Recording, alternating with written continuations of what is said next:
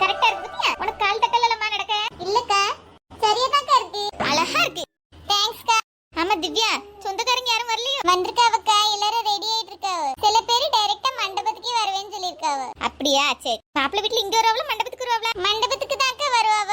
நம்மளே இப்ப அங்க தான் கிளம்பி போணும். இப்ப ரெண்டாவது சேலை மண்டபத்துல வச்சு தான் மாத்தணுமோ? ஆமாக்கா.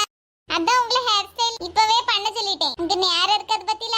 ஆமா கரெக்ட் தான். ஹிந்து மரப்படி மட்டும் தான் கல்யாணம் பண்றீங்களா? இல்லக்கா, நாளைக்கு கிறிஸ்டியன் மரப்படி சர்ச்சில் வச்சு கல்யாணம் நடக்கும்க்கா. சரிம்மா சரி. நான் அப்ப கிளம்பட்டேன்.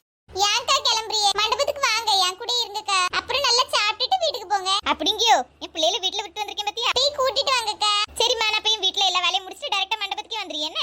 சரிக்கா.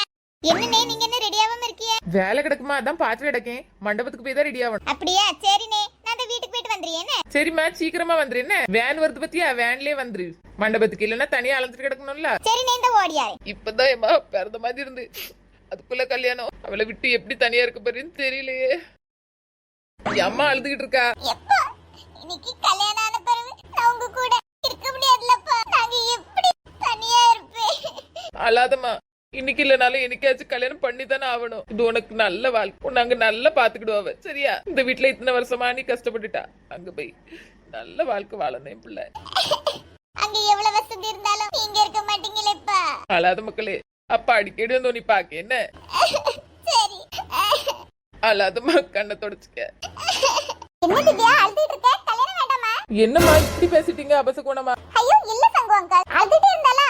அதான் ஏதாவது பிரச்சனைன்னு நினைச்சேன். அது கல்யாணம் முடிஞ்சு நீ விட்டு போறோம்னு நினைச்சு கொஞ்சம் வருத்தத்துல அழுதுகிட்டு இருக்காமா, வேற ஒண்ணும் இல்ல. ஓ அவ்வளவுதானே? ஆமா மா திவ்யா, அழாதம்மா. நீ இப்படி அழுதுட்டே இருந்தானா எல்லாரும் இதான் இப்படிதான் ஏதாவது கேப்பாவ. கல்யாணத்துல இஷ்டம் இல்லையா அது இதுன்ட்டு. அதுக்கு நீனே வழி வைக்காத. அழாம கண்ணை தொடச்சிட்டு சந்தோஷமா சிரிச்சுட்டே இரு. என்னம்மா? சரிப்பா. நீ செல்ல பிள்ளைலாம் அழாது என்ன.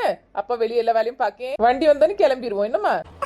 சரிப்பா. திவ்யா, என்னட்டி உங்க அப்பா பையன் நீ இன்னும் அழுகை நிப்பாட்டாம இருக்கிறது பார்த்தா எனக்கு நம்ம டவுட் எல்லாம் இருக்கு. இஷ்டமில்லாட்டி கல்யாணத்துல இப்பவே சொல்லிரு.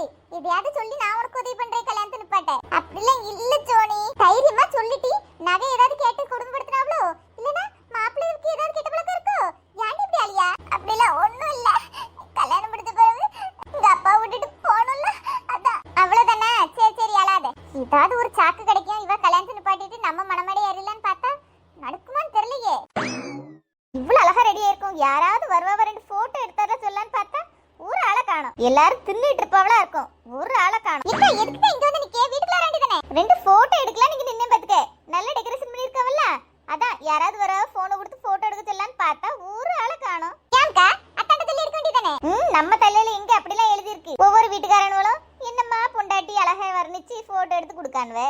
நம்ம வீட்லயே ஒருத்தர் இருக்காரு, அவ அம்மா ஏதாவது வேலை சொல்லிருப்பாவ. அதை பார்த்துட்டு குட்டி போட்ட நாய் மாதிரி பின்னாடியே சுத்திட்டு அலைவாரு. நம்மளுக்கெல்லாம் போட்டோவாவது ஒண்ணும் கிடையாது. அது என்னமோ சரிதான். உமா, இது என்ன? நீ எதுக்கு இந்த கலர்ல சேலை கட்டினா? பேச்சு வாக்குல கவனிக்காம விட்டுட்டேன். ஏன்க்கா? ஆமா நீங்க எதுக்கு இந்த கலர்ல கட்டினீங்க? அதுக்கு முதல்ல பதில் சொல்லுங்க. வேற எதுக்கு? மாமி எடுத்து வந்து சேலை ரெண்டு எதுக்கும் ஒரே கலர்ல எடுத்து வந்து விட்டு அதை போய் கட்டணும்னா ரெண்டு பேரும் யூனிஃபார்ம் போட்ட மாதிரில இருக்கும். அதனாலதான் என்கிட்ட இருக்கிற வேற சேலையை பார்த்து நல்ல சேலையை எடுத்து கட்டிட்டு வந்தேன்.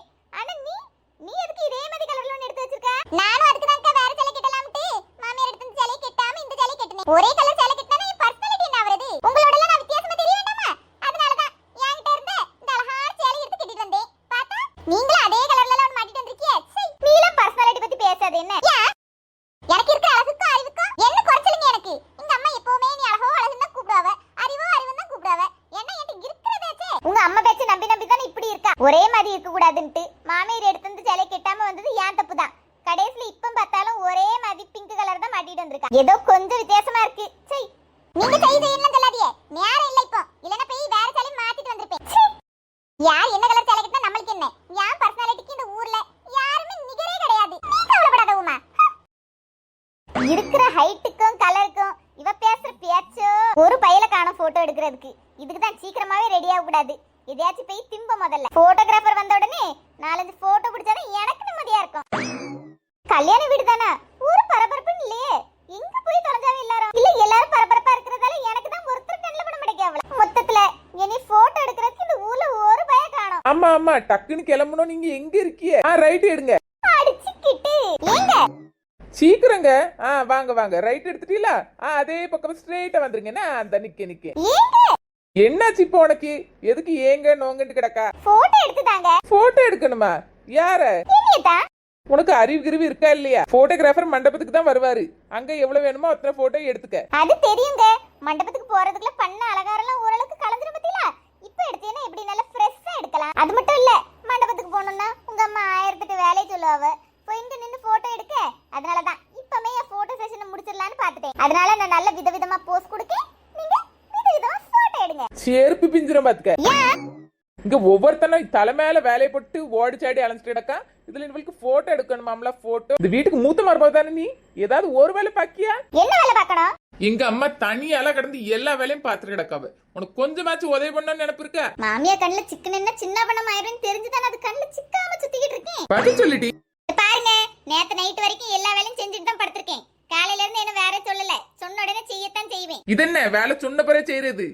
நீனா மூத்த மருமகளை எல்லா வேலையும் இழுத்து போட்டு செய்ய வேண்டாமா? வேலை என்ன 100 பவுன் நகமதியா இருக்கு?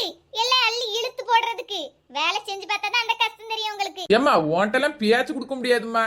என்னையாச்சும் வேலையை பார்க்க விடு. உன் பாட்டுக்கு இங்க உட்காரு. வண்டி வரும், யாரையும் மண்டபத்துக்கு வந்து தொலை. அங்க போட்டோகிராஃபர் வருவான்.